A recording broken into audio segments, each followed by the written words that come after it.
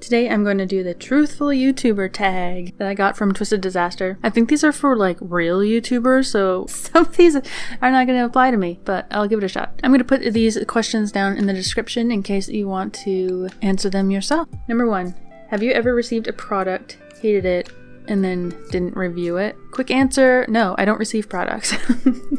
That was easy.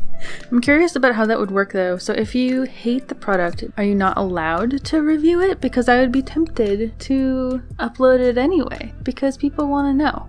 Number 2, is there a product you use but don't show online? I kinda don't think so. I don't really show a lot of the process of putting the paper tool pieces on the art just because it is such a nitpicky stage. I've just been using Canson watercolor panels, thick boys, because I won them at a thing, so I might as well just cut them up.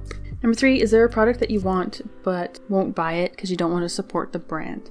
I'm virtually out of the loop except for the ones that are famous for it. But one thing that does make me uncomfortable is buying stuff on Amazon. Like, I know most YouTubers will buy things on Amazon, talk about buying things on Amazon, and then have affiliate links for them. Like, I don't want to do that. Sometimes if I have to purchase something from Amazon, like those necklace pendants, and I didn't really like link to them until somebody asked me, because I don't want to advertise for Amazon is what I mean. So I think that's the closest answer to that I can get to.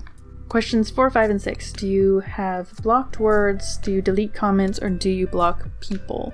I assume that I have blocked words. I know that on Twitter I have a couple of fandom hashtags blocked because somebody kept spamming my feed with endless fan art. That's like the only blocked word that I have. But you know what? You guys are just so nice and well behaved. I feel like my audience is a much more mature audience, and it's very, very rare that I get a bad comment. And I've had like 1 or 2 that are negative, but I tend to leave them up, even though it's a good idea to remove negative comments, because the first comment people read is the one that sets the tone for the rest of the comment stream. I also feel bad when I don't see it right away and I see other people responding negatively to that negative comment and getting into arguments and stressing themselves out. But at the same time, I'm also kind of petty in that I will leave bad comments up sometimes. When people go on a tirade in public, it mostly just makes themselves look like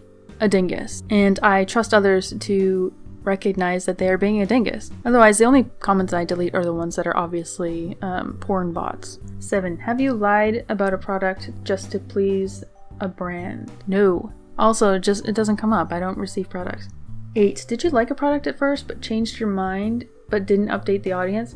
That's an interesting question, because a lot of times I will make videos of things my first time using them, and I usually do put a little bit of research into how I'm supposed to use it. I used to use dollar store brushes. Probably there's some video out there talking about why dollar store brushes are great. Papers too. Like, I might have really liked a paper back in the day that I hate now, but I don't know which ones they are. Numbers 9 and 10. Name an influencer you don't trust. Name an influencer you do trust. I don't know any influencers, guys. Are there influencers on YouTube? I thought that was just strictly an Instagram thing. It might be just because I have a very specific idea in mind of what an influencer is, and to me an influencer is someone who's just popular and thus attracts companies that want them to push their brands in exchange for money. Like, that's all that I think influencers are. I just don't follow any, you know? Number 11. Do you have secret tips that you don't share on camera?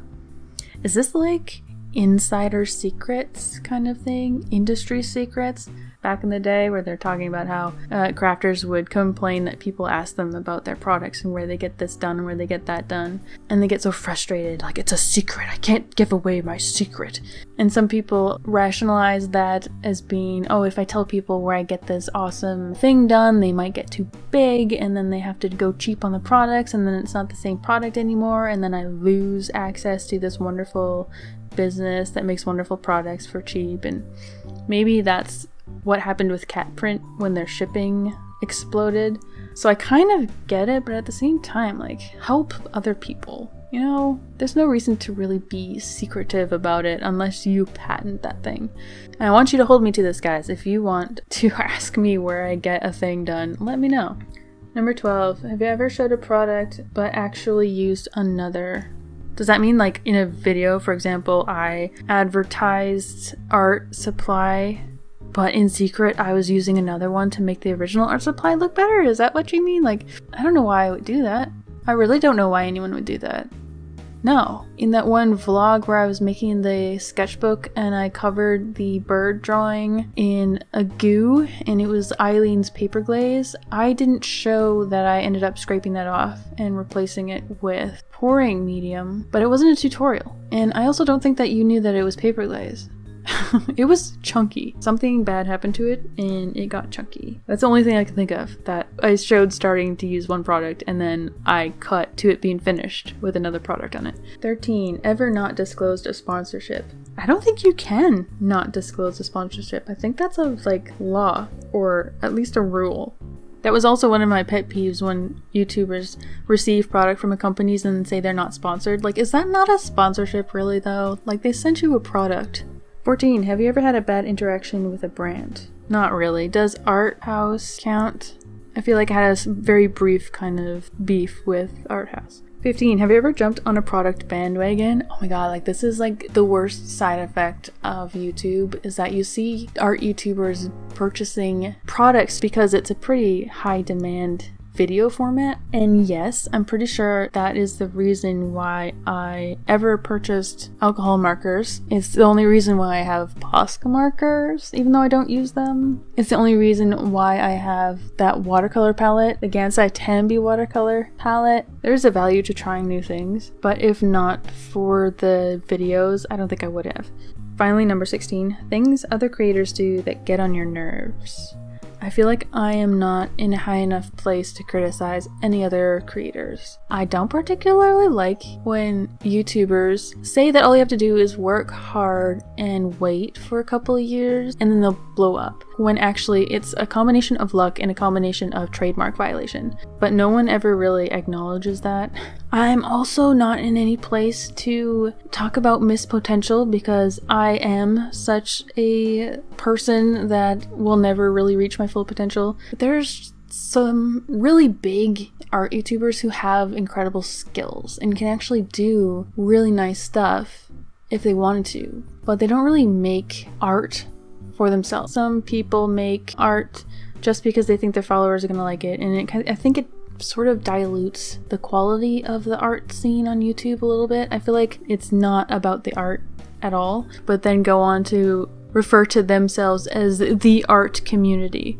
I don't know. I don't like it. I don't know. It just makes me feel like I'm not part of the art community because I'm not in the clique. And unlike like the gaming community, they don't really shout each other out or boost smaller creators. Like even PewDiePie and Markiplier, like they boost small creators all the time. I've never seen that happen in the art community. The art community. I wish this questionnaire didn't end on such a like downbeat question. There's just so much potential there. And there are some really good skills up there, somewhat unused. And I think some people really underestimate the value of doing personal artwork and sharing your industry secrets. Showing more of the setbacks and everything, maybe. And maybe we can fight this algorithm thing. It depends on how much you're willing to sacrifice for yourself and what you're willing to give away for free to everybody. I don't know. Just a thought. I'm just trying to think of a way to end this on a less bitter ending than this list of questions suggests.